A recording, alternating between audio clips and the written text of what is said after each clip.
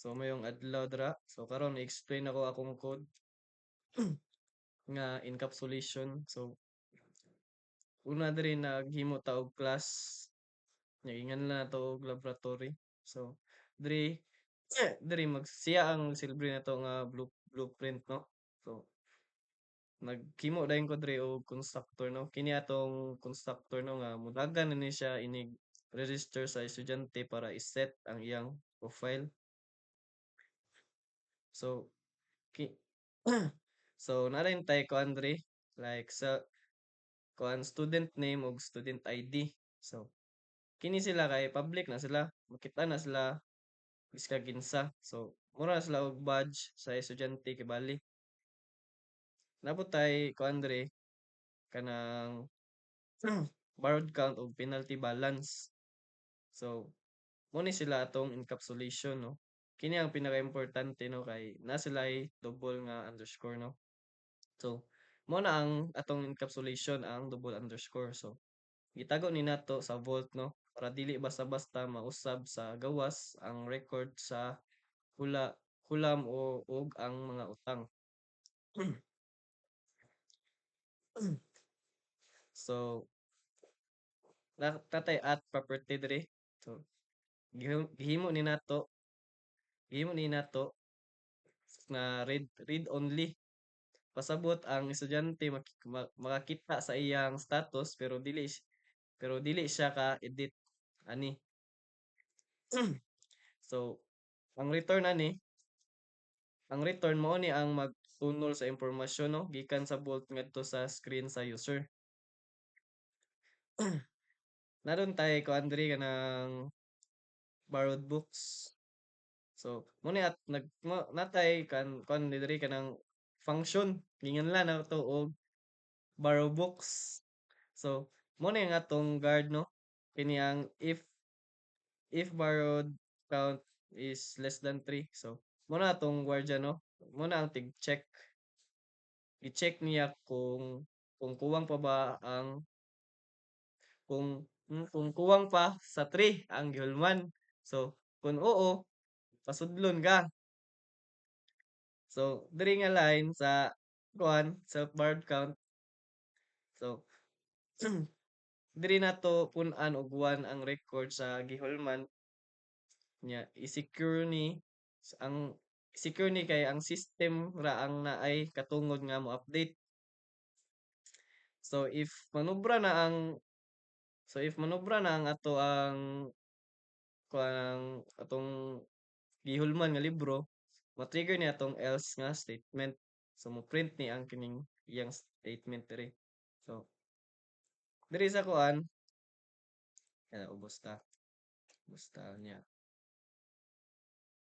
So natay kuan diri kanang function or method no niya. Ang sulod ana is if na po nga statement no. So if statement na ang borrow count is greater than 0. So i-check sa system kung naa ba gyoy gihulman para dili ma-error ang record. So next line na is kining kuan kini po siya borrow count ana.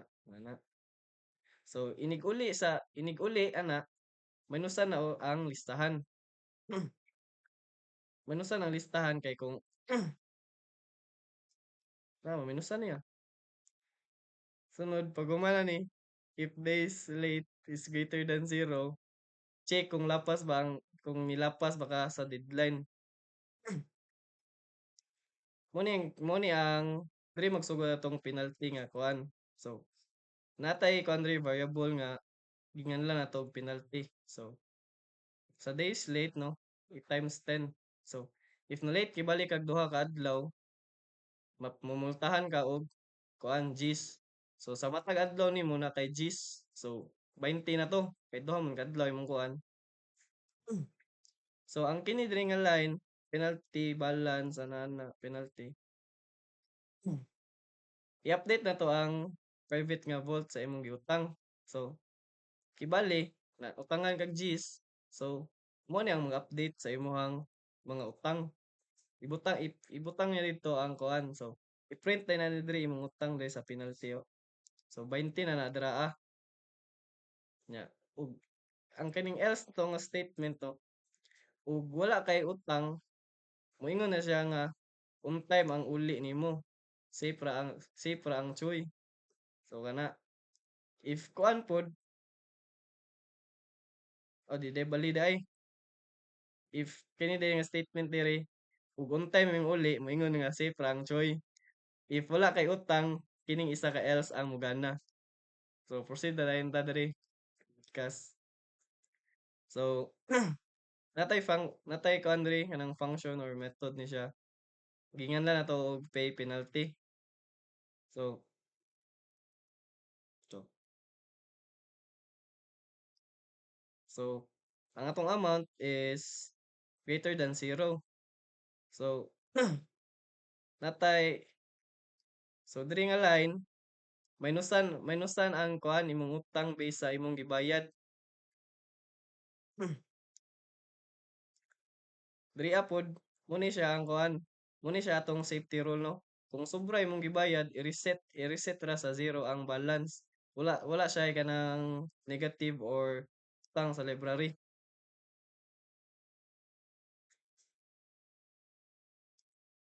So diri na ta sa atong main ay wala pud ay. Kini diri nga function kuan ikaw ra niya ipang-print to imong mga status nimo. So imong ID number, imong gihulman nga libro which is tulo, imong penalty balance which is 20 ang una.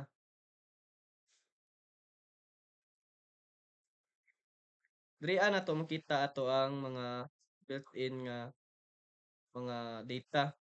So angan sa atong student no kay si Sander niya iyang ID kay 143 143. Ang books nga atong gihulman tulo ka buok muray limit kay tulo may itong limit ito. Nya ang ikaupat nga libro ang ikaupat nga book i-deny na siya kay 3 ra man ang limit. Unya ang gi-return nga book no kay isa ra nya naa siya ay 2 days nga late. So na kay penalty nga 20. So gi-show din ang status, i-show imong status aron makit-an ang imong mga balance nya nagbayad din ka sa imong penalty which is 15 ra magibayad. Nya pag show na outro sa imong final status mahimo na imong penalty nga 20 o 5. So mora to guys. Salamat.